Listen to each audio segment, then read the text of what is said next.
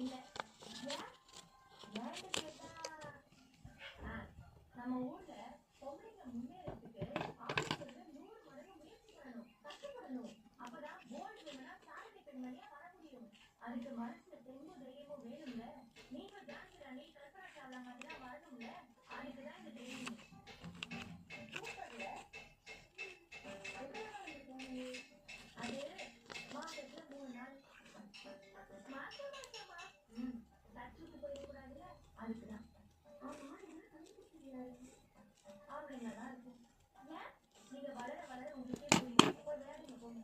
சித்தி, இந்த ட்ரைனிங்காக நாங்க ரொம்ப ஈடுபட சித்தி. ரொம்ப கஷ்டப்படாத.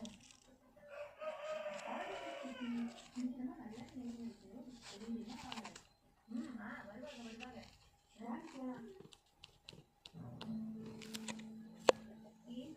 முதல்ல ஓடி போய் குளிச்சுட்டு வா.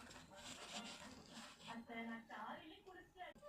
அத்தை, சைக்கிளை வச்சு அமைதியா இருக்க மாட்டேன். எப்ப பாரு கண்ணு நீர் போட்டுட்டு கண்டு நேரத்துல குளிச்சு.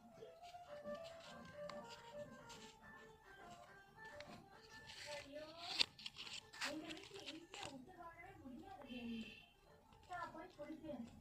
குளிச்சு குளிச்சே கரைய போறேன். நாம பண்ண போறோம். ஆத்தா, மீனாட்சி, ஒரு வாட்டி கலந்து பார்த்துட்டு சரியாக்குன்னு சொன்னீங்கன்னா பிரமாதமா பண்ணிடலாம். சரி, லோன் பண்ணுவாங்கல்ல, அது என்ன பண்ணுவோம்? அதுதான் 3வது இருக்கு. அதுக்கப்புறம் மிருத்துக்கே போவோம். அது எதிரிகளை அழிக்கக்கூடும். கண்களுக்கு எதுவும் இருக்காது. எதுவும் ஏற்படாது.